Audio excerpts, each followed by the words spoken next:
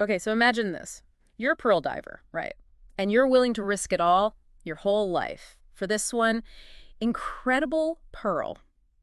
That's kind of the image we're going to unpack today as we deep dive into Elder Soares' talk from October conference, aligning our will with his.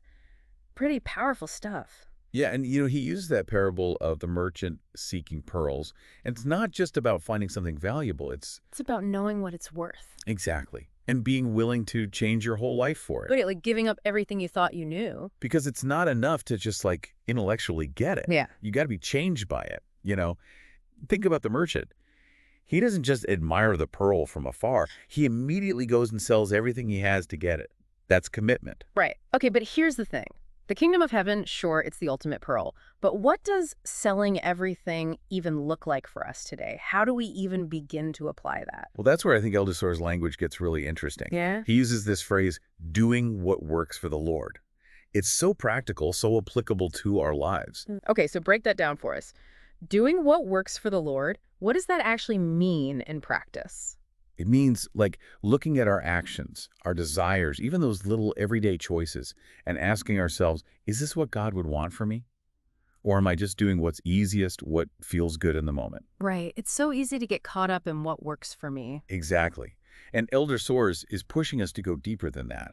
He uses a really powerful example to drive home this point, the example of Christ himself. Yeah, he brings up Christ a lot in this talk. And it gets super profound. Yeah. Because Elder Soares reminds us that even Christ, even with all his divine power and glory, was focused on one thing, fulfilling the Father's will. Like, remember that verse in John? I came down from heaven, not to do mine own will, but the will of him that sent me. John 6.38, right? That's the one. And Soares doesn't just leave it at that. He takes it even further, connecting it to the atonement, to the incredible sacrifice Christ made. Yeah, and it's easy to read that verse and think, well, of course, Christ did that. He's Christ. But Elder Soares wants us to really feel the weight of that submission. It wasn't just some cosmic duty for Christ. It was an act of love, of ultimate sacrifice that shows us just how essential this alignment really is. And this whole idea of aligning our will with God's, it's not just some like ancient history lesson. Elder Soares makes it clear that this is a huge struggle for us, even now. Especially now, right? He even brings up the last days, quoting 2 Timothy 3.1 to 4.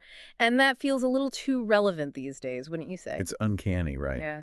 And what's interesting, it's not talking about like some crazy apocalyptic stuff, but more about the heart.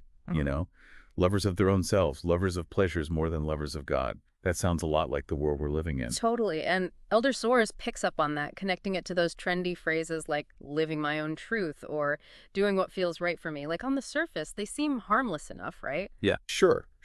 But he's saying there's a deeper issue there. It's almost like we're rejecting the idea that there's a higher will, a divine plan that might actually ask something of us. A plan that might require us to actually give up something we think we want. Exactly. Yeah. So how do we balance this, right? Staying true to ourselves, but also aligning with God's will. It seems tricky. Elder Soares uses a really interesting example, the Pharisees. Oh, yeah. He brings them up. It seems like kind of a random comparison at first. But it's classic, right? Because they were so focused on appearances, on the rules, the traditions, all the outward stuff. that they totally missed the point. Yeah, exactly. And that's the danger of this my truth mentality. It can become an excuse for anything, even if it takes us totally off course. So how do we escape that trap then, especially with so many voices telling us to put ourselves first, to focus on our own needs? Well, Elder Soares uses this powerful word, consecration. And he means it too. He doesn't shy away from how big of a deal this is. He even uses words like majestic, heroic, even transformational. Wow, so it's not just about following the rules. No, it's about a total shift on the inside, aligning our very desires with what God wants. It's like a total heart change. And he gives some pretty amazing real-life examples of this too, right? Stories about regular people who put God's will first, even when it was hard. Yeah, and those stories really bring it home.